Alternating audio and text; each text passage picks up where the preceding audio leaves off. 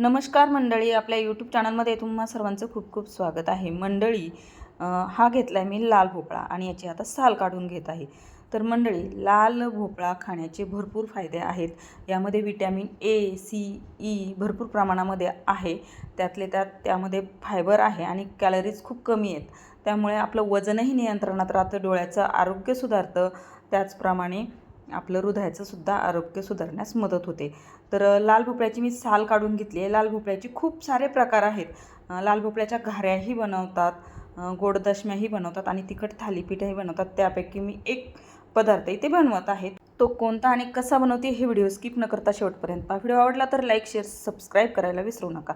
तर मैत्रिणींनो, लाल भोपळा सर्व इथे मी किसून घेतलेला आहे. त्यामध्ये 2 वाट्या ज्वारीचं पीठ आपल्याला घालायचं आहे. ज्वारीचं पीठ ही शरीराला खूप पोषक असं आहे, थंड आहे. 2 चमचे तांदळाचं पीठ घालायचं आहे त्यानंतर त्यानंतर आपल्याला इथे 1 वाटी गव्हाचं पीठ घालायचं आहे. गव्हाच्या पिठाने जे काही आपण पदार्थ बनवणार आहे त्याला बाइंडिंग छान येतं आहे. त्यानंतर अर्धी वाटी बेसन पीठ घालायचं आहे. त्यानंतर बारीक चिरलेली भरपूर अशी कोथिंबीर घालायची आहे आणि त्यानंतर 1 चमचा लसूण पेस्ट घालायची आहे. त्यानंतर अर्धा चमचा हळद घालून घ्यायची आहे.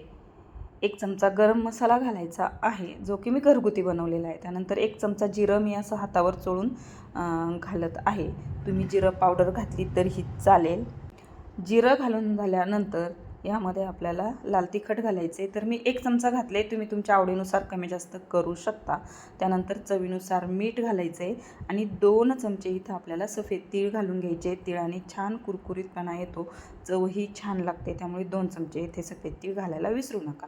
त्यानंतर जे आपण पदार्थ बनवते नरम होण्यासाठी 2 चमचे आपल्याला इथे तेल घालायचं आहे आणि हे सर्व आता पिठामध्ये व्यवस्थित मिक्स करून घ्यायचे, जेणेकरून सर्व मसाले, पीठ आणि लाल भोपळा, कोथिंबीर सर्व व्यवस्थित असं मिक्स झालं पाहिजे आणि मसाले सर्व पिठाला लागलं पाहिजे. अशा पद्धतीने सर्व बघा मिक्स करून घ्यायचं आहे आणि लाल भोपळा थोडा ओलसर असतो, त्यामुळे पाण्याचं प्रमाणही कळतं आपल्याला. त्यानंतर गरजेनुसारच पाणी घालायचं आहे. साधारण 2 वाट्या पाणी इथे मला लागलेलं आहे. म्हणजे थोडं थोडं करून पाणी घालून ज्या पद्धतीने आपण कणिक मळतो ना चपात्यांची, अगदी त्याच पद्धतीने आपल्याला हे व्यवस्थित असं मळून घ्यायचं आहे. मैत्रिणींनो, तुम्हाला समजलंच असेल मी काय बनवते. तर मी इथे लाल भोपळ्याचे थालीपीठ बनवत आहे. म्हणजे हा पदार्थ तुम्ही नाश्त्यासाठी बनवू शकता किंवा तुम्ही जेवणासाठी बनवला तरीही चालेल, कारण पोटभरीचा पदार्थ आहे. पोट एकदम भरलेलं राहतं आणि त्यामुळे भूकही लवकर लागत नाही आणि वजनही नियंत्रित राहण्यास मदत होते आणि खूप सारे जीवनसत्व आहे यामध्ये, ते सुद्धा आपल्या शरीराला उपयोगीच आहे. तर आता बघा, इथे पीठ मळून झाले आणि मैत्रिणींनो, पीठ 10 मिनटं मुरवलं तर खूपच छान. पण माझ्याकडे वेळ नव्हता म्हणून मी लगेचच बनवायला घेतलं. त्यासाठी एक तेलाची पिशवी असते ना, ती घेतलेली आहे, अशी चौकोनी आकारामध्ये कट करून. त्यानंतर आता तवा आपल्याला गॅसवरती ठेवायचा आहे गरम होण्यासाठी. तर मी इथे नॉनस्टिक तवा ठेवलेला आहे आणि तेलाच्या पिशवीला ऑलरेडी तेल लावलेलं आहेच मैत्रिणींनो.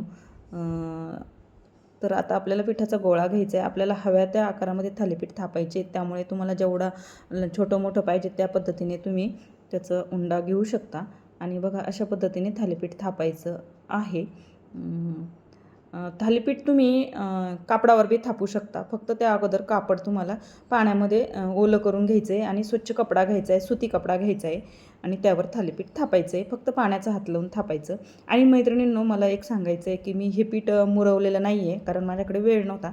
त्यामुळे ते साईडने थोडंफार चिरतं आहे. त्यासाठी तेलाचा हात लावून थापून घ्यायचं आणि ज्या कडा आहेत ना त्या अशा व्यवस्थित पॅक करून घ्यायच्या आहेत. ते मुरलं असतं ना तर अगदी असं गोलगरगरीत थालीपीठ होतात, कुठेही चिरत वगैरे नाही.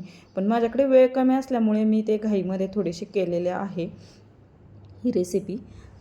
तर ते इग्नोर करा हवं तर तुम्ही कडा वगैरे चिरलेल्या.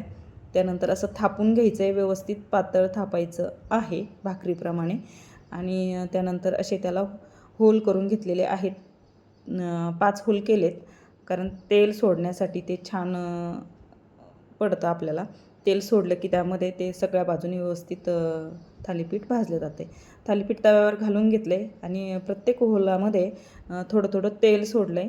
आणि सुरुवातीचं पहिलं एक करताना तेल थोडंसं जास्त लागतो मैत्रिणींनो. जर तुम्ही नॉनस्टिक तवा घेतला तर कमी लागेल, पण जर तुमचा लोखंडी वगैरे तवा असेल तर त्याला चिकटण्याची शक्यता असते. त्यामुळे सुरुवातीचं एक थालीपीठ तव्यावर घालताना सुरुवातीला तेल घालायचं आणि जर तुम्ही कापडावर थापणार असाल ना तर कापडासहित तुम्ही टाका.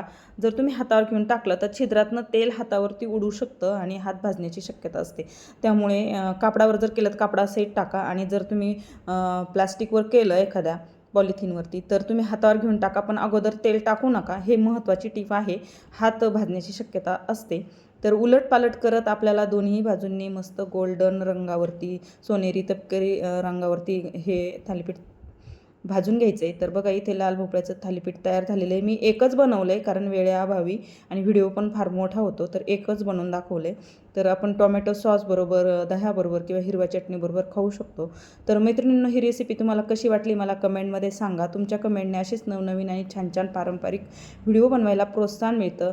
तर छान छान कमेंट करा. चला भेटू अशाच नवीन रेसिपीसोबत. तोपर्यंत बाय बाय. आणि व्हिडिओ जर आवडला असेल ना तर व्हिडिओला लाईक करा. आपल्या चॅनलवरती नवीन असाल तर चॅनलला सबस्क्राईब करा आणि बेल आयकन क्लिक करा, म्हणजे नवीन नवीन छान छान रेसिपीज तुमच्यापर्यंत पोहोचतील.